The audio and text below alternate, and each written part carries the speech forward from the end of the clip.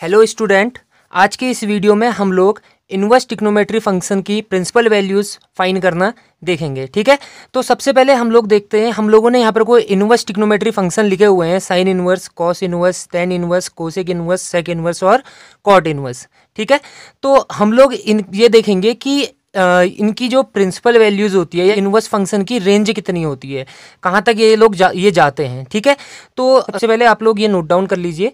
इनकी हेल्प से हम लोग क्या बोलते हैं 2.1 एक्सरसाइज सॉल्व करेंगे। ठीक है, तो चलिए स्टार्ट करते हैं।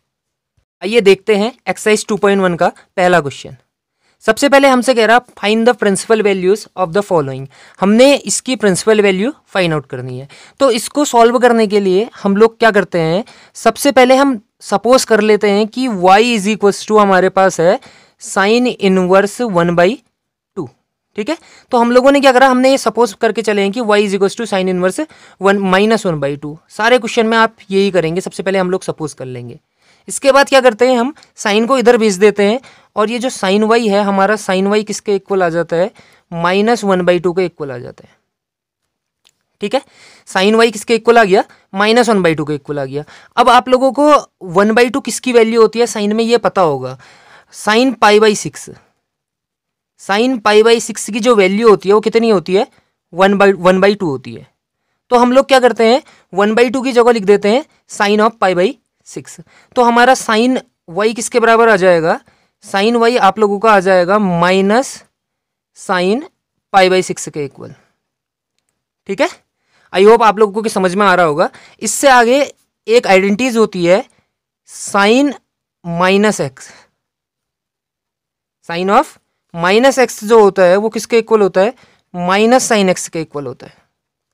तो यहाँ पर को आपके पास माइनस साइन एक्स है, तो हम लोग इसको क्या लिख देते हैं, साइन ऑफ -x लिख देते हैं। जो हमारा साइन वाई होगा, साइन वाई क्या हो जाएगा, साइन वाई की जो वैल्यू आ जाएगी हमारे पास आ जाएगी साइन ऑफ -π/6। ठीक है, और y की वैल्यू क्या आई आपके पास, y की वैल्यू आ गई -π/6। y की वैल्यू कितनी आई, -π/6। तो हम लोग ये देखते हैं कि हमारा जो साइन इनवर्स एक्स है, साइन इनवर्स एक्स की रेंज कहाँ से कहाँ तक जाती है। तो हम लोग ये जानते हैं कि जो साइन इनवर्स एक्स की जो रेंज होती है, ठीक है, तो साइन इनवर्स एक्स की जो रेंज होती है वो हमारी जाती है क्लोज इंटरवल -π/2 टू +π/2। ठीक है, तो ये हमारी साइन इनवर्स एक्स की क्या होती है, रेंज होती है। तो हम लोग बोल सकते हैं जो हमारी जो प्रिंसिपल वैल्यूज आई इस फंक्शन की, हमारी जो इस इनवर्स फंक्शन की जो हमारी प्रिंसिपल वैल्यू आई, वो वैल्यू हमारे पास y इज इक्वल्स टू कितनी मिल गई है, -π/6 मिल गई है।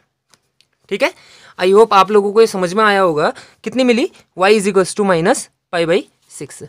चलिए देखते हैं सेकेंड क्वेश्चन। सेकेंड क्वेश्चन क्या है हमारा, सेकेंड क्वेश्चन है हमारा कॉस इनवर्स √3/2। हमने इसकी प्रिंसिपल वैल्यू फाइंड आउट करनी है। तो यहाँ भी हम क्या करेंगे, सबसे पहले हम सपोज करते हैं कि y इज इक्वल्स टू हमारा कॉस इनवर्स √3/2। ये हमारा y की वैल्यू हमने मान ली है। ठीक है, आप क्या करेंगे, कॉस को इधर भेज देंगे तो आपके पास क्या आएगा, कॉस y किसके इक्वल आ जाएगा, √3/2 के इक्वल आ जाएगा। ठीक है, अब आप लोगों को पता ही होगा कि जो √3/2 होता है ये किसकी वैल्यू होती है, cos π/6 की होती है। किसकी, cos π/6 की। ठीक है, इसके बाद हम लोग क्या बोलते हैं, ये देखते हैं कि जो हमारा cos इनवर्स x है उसकी रेंज कहाँ तक जाती है, उसके हिसाब से हम इसकी क्या बोलते हैं, प्रिंसिपल वैल्यू फाइंड आउट करेंगे। तो हम लोग ये जानते हैं कि हम इससे पहले भी मैं आप लोगों को बता चुका हूँ कि जो हमारा cos इनवर्स x होता है, ठीक है, cos इनवर्स x की जो रेंज होती है, range of cos inverse x, यानी कि cos इनवर्स x की जो रेंज जाती है वो कहाँ तक जाती है आपकी, क्लोज इंटरवल 0 to π। ठीक है, क्लोज इंटरवल 0 to π कहने का मतलब यह है कि इसमें 0 भी इंक्लूड है और पाई भी इंक्लूड है और इनके बीच के सारे हमारे इंक्लूड है। तो हम लोग यहाँ से कह सकते हैं कि जो हमारी प्रिंसिपल वैल्यू आई, principal value y is equals to कितनी आ गई आपके पास, π/6 आ गई। यहाँ से देखिए cos y किसके बराबर था आपका, cos y is equals to cos π/6 था आपका, cos से cos कैंसिल हुआ तो y इज इक्वल्स टू कितना आ गया आपके पास, π/6 आ गया। तो यहाँ पर वो आप कह सकते हैं principal value of principal value of cos inverse √3/2 is equal to π/6। ठीक है, आई होप आप लोगों को ये समझ में आ रहा होगा। चलिए बढ़ते हैं तीसरे क्वेश्चन की ओर। तीसरा क्वेश्चन है हमारा कोसेक इनवर्स 2। हमने कोसेक इनवर्स 2 की प्रिंसिपल वैल्यू फाइंड आउट करनी है। तो यहां भी हम सबसे पहले सपोज करेंगे कि y इज इक्वल टू हमारे पास कोसेक इनवर्स 2 है। ठीक है, सबसे पहले हमारा काम क्या रहेगा, कोसेक को इधर भेजना। तो आपका कोसेक y किसके बराबर आ गया, कोसेक y इक्वल टू आ गया 2। ठीक है, कोसेक y किसके बराबर आ गया 2 के। अब आप लोग ये 10th क्लास में पढ़ा होगा आप लोगों ने कि कोसेक की वैल्यू 2 कब होती है। तो कोसेक की जो वैल्यू होती है वो 2 हमारी कोसेक 30 डिग्री पर होती है। 30 डिग्री यानी कि π/6 हो गया आपका। तो आप इसको क्या लिखेंगे, cosec y is equal to आप लोग लिख देंगे कोसेक π/6। ठीक है, इसके बाद हम लोग इसको सॉल्व करने के लिए हम लोग ये देखते हैं कि कोसेक इनवर्स y की जो कोसेक इनवर्स जो x की होती है, कोसेक इनवर्स x की हमारी प्रिंसिपल वैल्यू कितनी होती है, कि प्रिंसिपल वैल्यू हमारी जो शाखा परिसर मान होता है कोसेक इनवर्स x का, वो क्या होता है -π/2 to π/2 क्लोज इंटरवल -π/2 π/2। इससे हम माइनस कर देते हैं किसको, 0 को, यानी कि इनके बीच में हमारा 0 नहीं होता और 0 के अलावा हमारे पास सारे एलिमेंट होते हैं। ठीक है, तो हम लोग क्या करते हैं, हम लोगों को ये पता चला कि कोसेक इनवर्स x की जो हमारी प्रिंसिपल वैल्यूज रेंज जो आती है, रेंज कहाँ तक जाती है, -π/2 क्लोज इंटरवल -π/2 to π/2 -0। तो हम लोग ये कह सकते हैं कि जो प्रिंसिपल वैल्यू आई, यहां से आप लोग देख पा रहे हैं कि जो y की वैल्यू आ रही है वो कितनी आ रही है, π/6 आ रही है। अब ये जो π/6 आ रही है, π/6 इसके बीच में बिलोंग करता है। ठीक है, तो ये इसके बीच में बिलोंग करेगा, तो हम लोग बोल देंगे कि प्रिंसिपल वैल्यू जो आएगी कोसेक इनवर्स 2 की जो प्रिंसिपल वैल्यू आएगी वो कितनी आएगी, π/6 आएगी। ठीक है, बहुत ही आसानी से हम लोगों ने तीसरा क्वेश्चन सॉल्व किया। चलिए बढ़ते हैं चौथे क्वेश्चन की तरफ। चौथा क्वेश्चन है हमारा tan इनवर्स -√3। इसकी हमने प्रिंसिपल वैल्यू फाइंड आउट करनी है। तो हम लोग क्या करते हैं, यहाँ भी सबसे पहले y इज इक्वल टू हम लोग लिख लेते हैं tan इनवर्स -√3। tan को इधर भेज देंगे तो आपका tan y किसके बराबर आ जाएगा, -√3 के बराबर आ जाएगा। ठीक है, तो आप लोगों ने ये पहले भी पढ़ा होगा कि जो हमारी tan की जो वैल्यू होती है वो हमारी √3 कब होती है, √3 आपकी होती है 60 डिग्री पर। tan 60 डिग्री पर कितना होता है, √3 होता है। तो यहाँ पर को आप 60 डिग्री को क्या लिखेंगे, π/3 लिखेंगे। π/3 ये आप रेडियन मान लिख रहे हैं उसका। ठीक है, तो आपने क्या लिखा, tan y को आप लोगों ने लिख दिया -tan π/3। π/3 कितना होता है आपका, 60 डिग्री होता है, यानी कि tan 60 की वैल्यू हम लोगों ने लिख दी। √3 को हमने क्या लिख दिया, tan π/3 लिख दिया। इसके बाद एक सिंपल सा फॉर्मूला होता है tan -x का। ठीक है, tan -x का जो फॉर्मूला होता है वो किसके बराबर होता है, -tan x के बराबर होता है। अब आप लोगों के पास क्या है, -tan x है, तो आप लोग इसको क्या लिख देंगे, tan -x लिख देंगे। तो tan y की जो वैल्यू आएगी आपके पास, tan y की वैल्यू कितनी आ जाएगी, tan -π/3।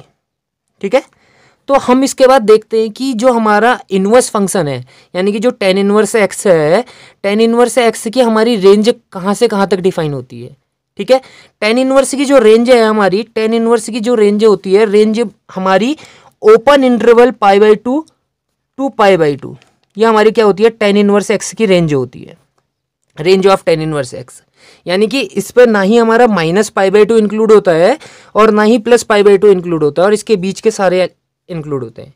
यानी कि हम यहां से बोल सकते हैं principal value of tan inverse -√3 will be equal to -π/3। कितनी आ जाएगी आपके पास, -π/3 आ जाएगी। ठीक है, आप लोगों को ये तो समझ में आ रहा होगा। अगला क्वेश्चन है हमारा cos इनवर्स -1/2। तो यहां भी हम क्या करेंगे, सबसे पहले सपोज कर लेते हैं कि y इज इक्वल टू हमारे पास cos इनवर्स -1/2 है। ठीक है, इसके बाद हम लोग cos को इधर भेजते हैं, तो हमारा जो cos y है वो किसके बराबर आ जाता है, -1/2 के बराबर आ जाता है। अब हम लोगों को यहाँ पर को ये ध्यान देने वाला बात होती है कि आपकी जो 1/2 वैल्यू होती है वो कॉस पर कब होती है, ठीक है। तो ये 1/2 जो होती है कॉस 60 पर होती है। तो आप लोग ये बोलेंगे 60 को यहाँ पर को हम रेडियन मान पे लिखते हैं π/3, क्या लिख देंगे, π/3 लिख देंगे। तो आपका जो कॉस वाई आएगा, cos y is equals to आ जाएगा माइनस कॉस π/3, ठीक है। अब इससे आगे हम लोग एक फॉर्मूला लगाते हैं cos of pi minus theta. आप लोग 11th क्लास में ये फॉर्मूले पढ़कर आए होंगे। कॉस पाई माइनस थीटा जो होता है वो होता है हमारा माइनस कॉस थीटा। तो आप लोगों के पास यहाँ पर को क्या है, माइनस कॉस थीटा है। आप लोग माइनस कॉस थीटा को क्या लिखेंगे, कॉस पाई माइनस थीटा लिखेंगे। तो आपके पास जो कॉस वाई है, कॉस वाई किसके बराबर हो जाएगा, कॉस पाई माइनस। अब यहाँ पर को क्वेश्चन ये अराइव होता है कि थीटा क्या है आप लोगों के पास। थीटा आप लोग देख पा रहे हैं, आप लोग को हमारे पास π/3 है, तो हम थीटा की जगह क्या लिखेंगे, π/3 लिख देंगे, ठीक है। तो ये क्या हो गया, कॉस पाई माइनस π/3 हो गया, जो किसके बराबर होता है, 2π/3 के बराबर होता है। तो यहाँ पर से हम लिखेंगे cos y is equals to cos 2π/3, ठीक है। इतना करने के बाद हम लोग ये देखते हैं कि जो कॉस इनवर्स एक्स है, कॉस इनवर्स एक्स की रेंज क्या होती है। तो range of cos inverse x जो होती है, कॉस इनवर्स एक्स की जो रेंज हमें डिफाइन होती है वो हमारी क्या बोलते हैं, क्लोज इंटरवल 0, ठीक है। इतना समझ में आ रहा होगा आप लोगों को। ये जो हमारा कोस इनवर्स एक्स है इसकी रेंज कहाँ तक जाती है, क्लोज इंटरवल 0 और पाई के बीच, यानी कि 0 और पाई के बीच में इसकी प्रिंसिपल वैल्यूज आएगी हमारी, ठीक है। तो हम यहाँ से ये बोलेंगे principal value of cos inverse -1/2, principal value of cos inverse -1/2 will be equal to 2π/3, ठीक है।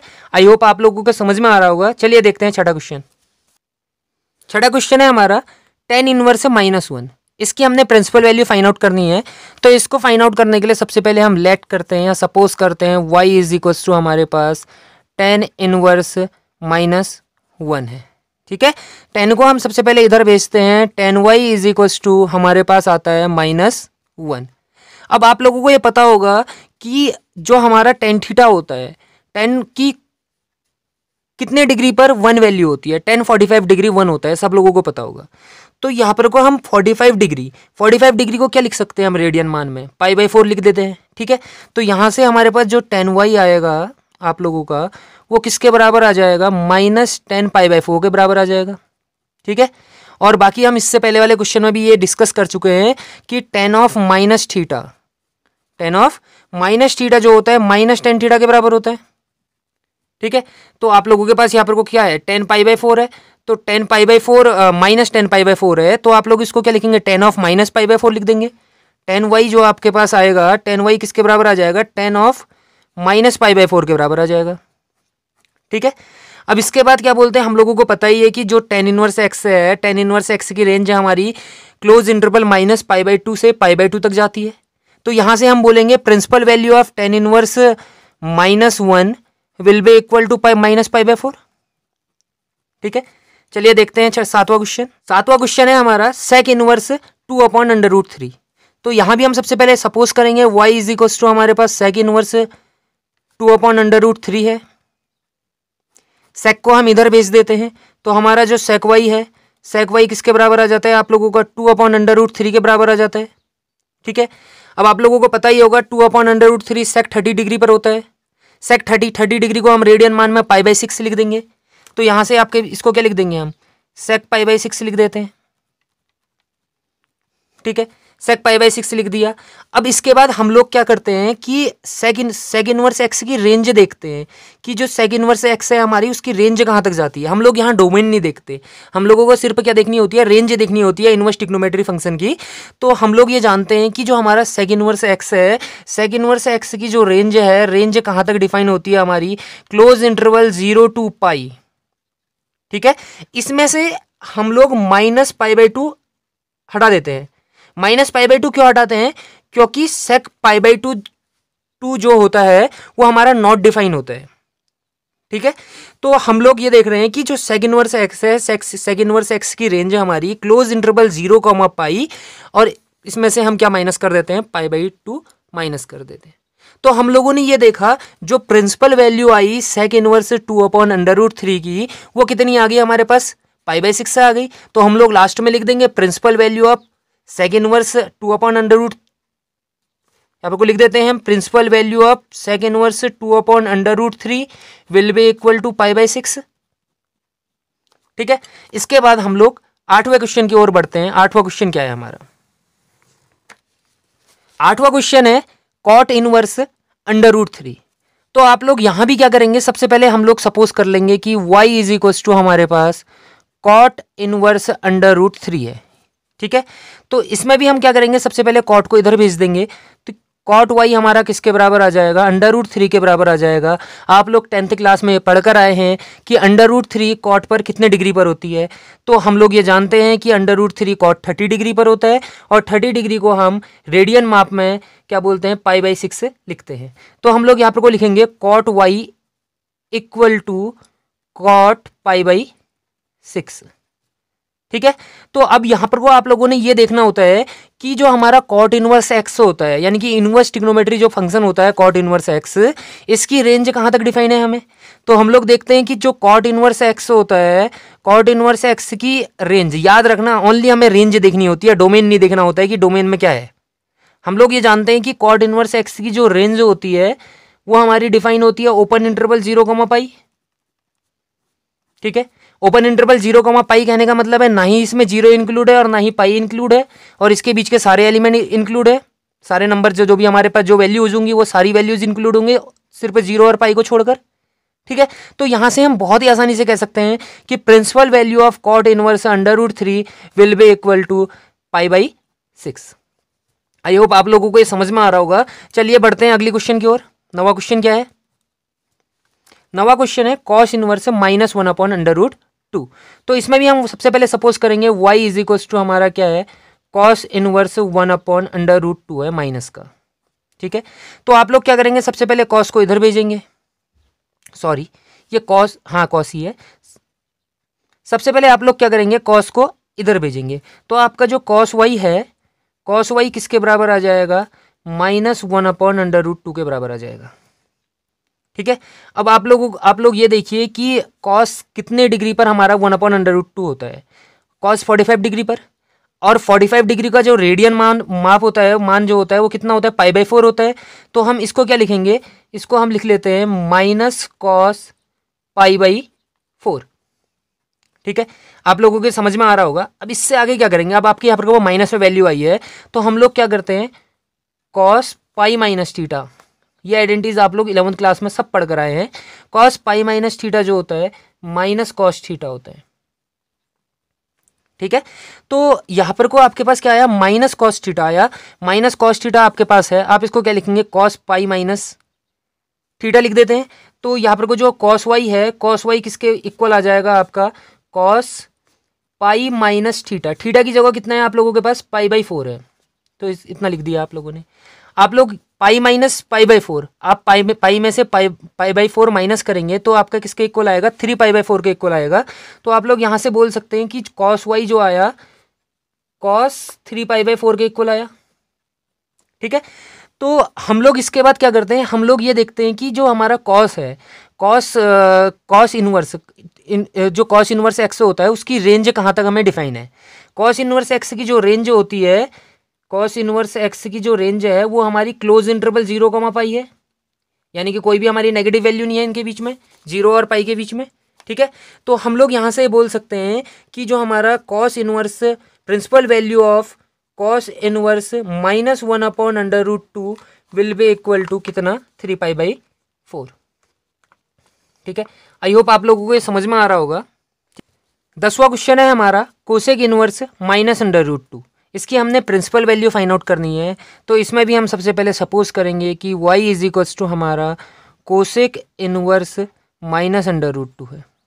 सबसे पहली प्रोसेस वही रहेगी, आप लोग कोसेक को इधर भेजेंगे, तो कोसेक y किसके बराबर आ जाएगा आपका, -√2 के बराबर आ जाएगा।